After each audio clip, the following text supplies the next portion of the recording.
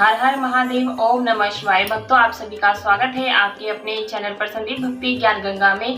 भक्तों, आज की इस वीडियो में हम बताने वाले हैं सावन सोमवार के या पूरे सावन के महीने में जो कि हमें पूजा सामग्री चाहिए, क्या क्या चाहिए वो हम बताने वाले हैं। और इसी सामग्री से आप घर में पूजन कर सकते हैं, और यदि आप मंदिर जा रहे हैं तो उस सामग्री से आप मंदिर में भी जा करके पूजन कर सकते हैं, क्योंकि सावन का महीना आने ही वाला है। बस कुछ दिन रह गए हैं, उसके बाद में हमारा सावन स्टार्ट हो जाएगा। तो आप सावन के पूरे महीने में शिवालय में जाकर के आप पूजन कर सकते हैं। तो देखिए, यदि आपके पास टोकरी है जिसमें आप पूजा का सामान ले जा करके प्रतिदिन पूजन करते हैं, उस टोकरी में सजा सकते हैं, या फिर आप थाली प्लेट ले सकते हैं। तो वीडियो को समझने के लिए, सामग्री को देखने के लिए आप वीडियो को अंत तक देखिएगा, ताकि आप अच्छे से समझ जाएं, ताकि आपका कोई सामग्री छूट ना जाए, ताकि आप पूरे सावन में भोले शंकर की कृपा प्राप्त कर सके। तो देखिए, हमें सबसे पहले क्या करना होता है, इस तरह से आप एक थाली ले लें जिसमें आपने थाली सजानी है, और आप ये थाली ले जा करके मंदिर में पूजन करें। आप चाहे तो घर पर भी इस सामग्री से पूजन कर सकते हैं। तो हमें इस तरह से एक थाली लेनी है। अब थाली में हमें क्या क्या चाहिए होगा वो देख लेते हैं। तो देखिए, हमें एक लोटा जल चाहिए, जो कि तांबे के लोटे से भगवान शिव जी को जल अर्पित किया जाता है। सावन के महीने में भोलेनाथ को अभिषेक अत्यधिक प्रिय होता है। तो इस तरह से हमें एक लोटे में जल चाहिए, तांबे का होना चाहिए। उसके बाद में ये गंगा जल है। गंगा जल जब अभिषेक करेंगे आप जल से, तो ये गंगा जल आपने लोटे में डाल लेना है। तो आप इस तरह से एक डिब्बी में गंगा जल भर के रख ले, इसी से अभिषेक करना है। और अभिषेक करने के बाद में हमें क्या क्या चाहिए, तो देखिए, यहाँ पर मैंने जनेऊ लिए हैं। मैंने यहाँ पर 3 जनेऊ लिए हैं। ये गणेश भगवान के लिए, भोलेनाथ के लिए, एक कार्तिक भगवान के लिए। तो आप ये जनेऊ जरूर से रख लें। और साथ में इस तरह से वस्त्र रूपी कलावा अर्पित करने के लिए, यदि आपके पास जनेऊ नहीं है तो आप सिर्फ वस्त्र रूपी कलावा भी समर्पित कर सकते हैं। तो आप ये रख लें। उसके बाद देख लेते हैं क्या चाहिए। हमें यहाँ पर अक्षत चाहिए, अक्षत जरूर से चढ़ाएं। तो भगवान भोलेनाथ की पूजा में संपूर्णता का विशेष महत्व होता है। तो आपने अक्षत जो भी लेने हैं, साबुत लेने हैं, खंडित अक्षत आपने नहीं लेना है, इस बात का ध्यान रखिएगा। और देखिए, यहाँ पर मैंने चंदन, अष्टगंध चंदन है, ये रोली है माता पार्वती के लिए, गणेश जी के लिए अक्षत लिया है। यदि आपके पास ऐसा चौकटा है तो आप वो ले सकते हैं, नहीं तो आप अलग अलग करके भी रख सकते हैं। किसी मिट्टी के दिया वगैरह हो आप उसमें भी रख सकते हैं। तो इस तरह से आप ये चौकटा रख लें। भगवान भोलेनाथ की पूजा में, सभी देवी देवता के पूजा में इत्र की विशेष महत्व होता है। तो इत्र का व्यवहार आप जरूर से करें। पूजा में आप इत्र जरूर से रख ले, जो भी आपके पास इत्र उपलब्ध हो आप वो जरूर रख ले। और देखिए, यहाँ पर इस तरह से सफेद चंदन आता है, आप भस्म भी ले सकते हैं। भगवान भोलेनाथ जी को सफेद जो चंदन होता है ये आप जरूर से रखें, ये अर्पित जरूर से करना है भोलेनाथ जी को। पर जो ये है काले तिल हैं, इस प्रकार से काले तिल होते हैं। ये जो काले तिल हैं भगवान भोलेनाथ जी को अर्पित करते हैं, इससे हमारे पितृ भी प्रसन्न होते हैं, साथ में शत्रुओं का नाश भी होता है। तो आप काले तिल जरूर से अर्पित करें। तो ये हमने यहाँ पर रख लिया है।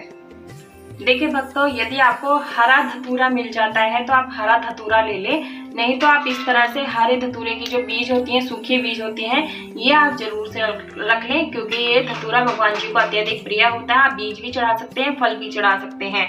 तो मैंने यहाँ धतूरे के बीज रखे हैं, जो भी चाहे आप उतने अर्पित कर सकते हैं। भगवान भोलेनाथ जी की पूजा में अबीर गुलाल का विशेष महत्व होता है। आप अबीर गुलाल कोई सा भी ले सकते हैं, तो आप ये जरूर से रख लें, क्योंकि भगवान की पूजा में गुलाल का विशेष महत्व होता है। तो आपने जरूर रखना है। और देखिए, अगर आप मंदिर में जा रहे हैं, बाहर शिवालय में पूजन करने के लिए, आप इस तरह से मट्टी का दीपक तैयार कर लें। आप तिली का तेल का, घी का, सरसों के तेल का दीपक आप तैयार कर सकते हैं। तो आप ये जरूर से रख लें। और साथ में इस तरह से एक धूपबत्ती बनाकर रख ले, जो कि हमें शिवालय में ले जाकर के पूजन करना है। और देखिए, हम सभी चीजें तो ले जाते हैं, लेकिन माचिस ले जाना भूल जाते हैं। तो आप माचिस जरूर से रख लें, क्योंकि हमें बाहर जाकर के माचिस किसी से मांगनी नहीं होती है, इस बात का विशेष ध्यान रखिएगा। और देखिए, भगवान भोलेनाथ की पूजा में जो ये है कपूर का विशेष महत्व होता है। तो आपने कपूर जरूर से रखनी है, क्योंकि कपूर जो है भगवान भोलेनाथ जी को अत्यधिक प्रिय होती है। आरती करने के लिए आपने जरूर से रखना है। देखिए, भोग प्रसाद में मैंने यहाँ पर बताशा रखा है। आप यहाँ पर चीनी, मिश्री कुछ भी रख सकते हैं। तो ये मैंने यहाँ पर बताशा रखा है। और भगवान भोलेनाथ जी को पूजा में गाय के कच्चे दूध का विशेष महत्व होता है। सावन के पूरे महीने में गाय के कच्चे दूध से अभिषेक करना चाहिए। आप चाहे तो पंचामृत भी बना करके अभिषेक कर सकते हैं। यदि पंचामृत नहीं मिलता है, आपके पास गाय का, भैंस का जो भी दूध हो आपके पास, उससे अभिषेक करने के लिए इतना दूध आप जरूर से रख लें। सावन के पूरे महीने में आप 1-2 रुपए, आप 5 रुपए, जितने चाहे उतने दक्षिणा जरूर से रखें, वो अर्पित करना है। यदि आप घर में पूजन कर रहे हैं तो आपने एक गुल्लक लगा लेना है, उसमें पूरे महीने के जो दक्षिणा है वो अर्पित करना है।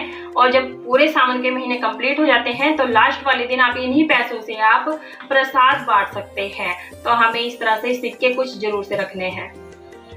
देखिए भक्तों, जो भी आपके पास फूल हो आप ये फूल रख लें। सफ़ेद फूल हो जो भी आपके पास वो रख लें।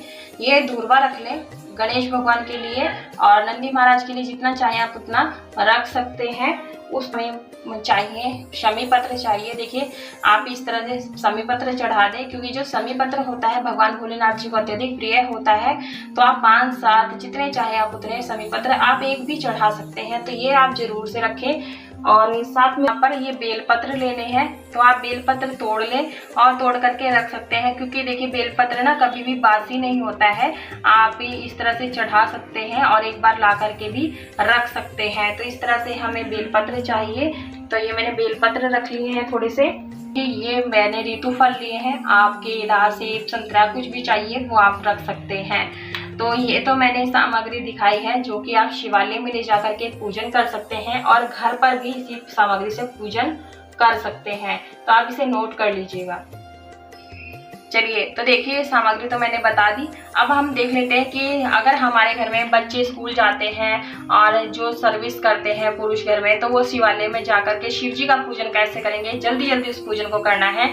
तो उसके लिए सामग्री कैसे तैयार करनी है, थाली कैसे तैयार करनी है, चलिए वो भी देख लेते हैं। देखिए मैंने यहाँ पर एक लोटा, ये थाली ली है, प्लेट लिया है। इस तरह से आप प्लेट ले लें। और देखिए जब हम अभिषेक करते हैं और हम सारी चीज़ें इसमें डालनी है, तो देखिए हमें इसमें तांबे का या पीतल का लोटा तैयार नहीं करना है, हमें स्टील का ही लोटा लेना है।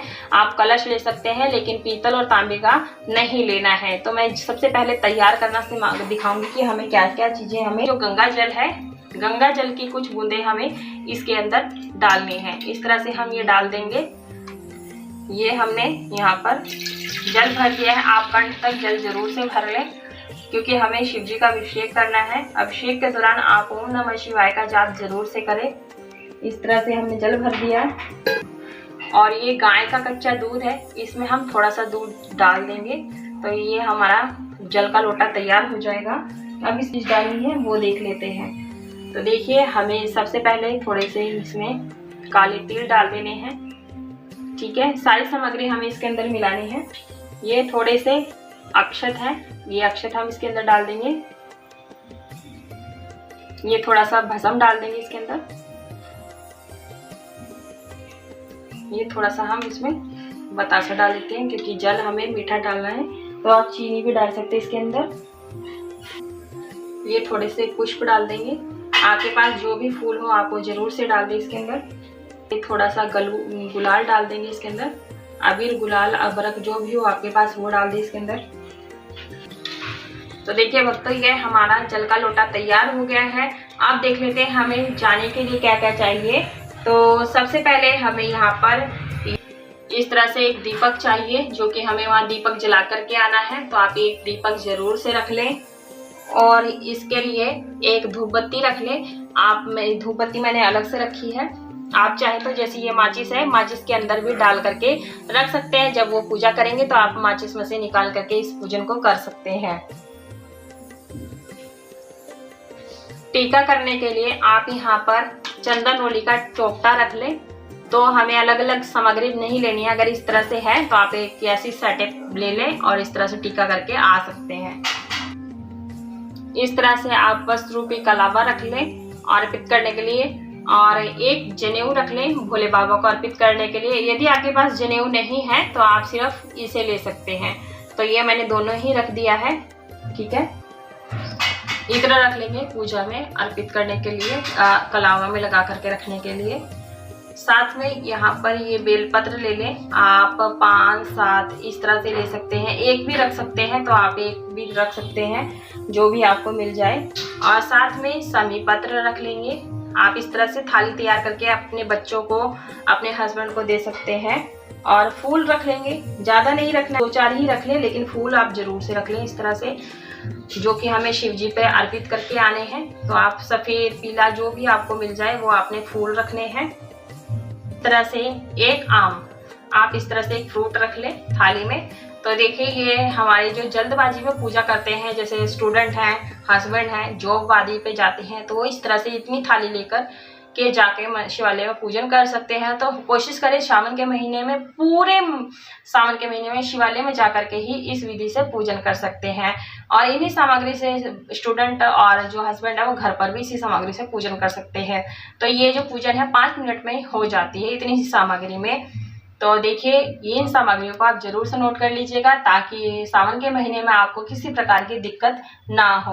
और रही बेलपत्र की बात, ये आप एक बार लाइए और कम से कम 5-6 दिन आप इस बेलपत्र को यूज कर सकते हैं। बेलपत्र कभी बासी नहीं होते हैं। आई होप आपको सावन की जो पूजा सामग्री की वीडियो पसंद आई होगी। यदि वीडियो पसंद आई है तो वीडियो को लाइक, शेयर, सब्सक्राइब जरूर से कीजिएगा। अगर चैनल पर नए हैं चैनल को सब्सक्राइब कर लीजिएगा, साथ में बेल आइकन की घंटे को भी प्रेस कर लीजिएगा, ताकि आने वाली वीडियोस की नोटिफिकेशन सबसे पहले मिल सके।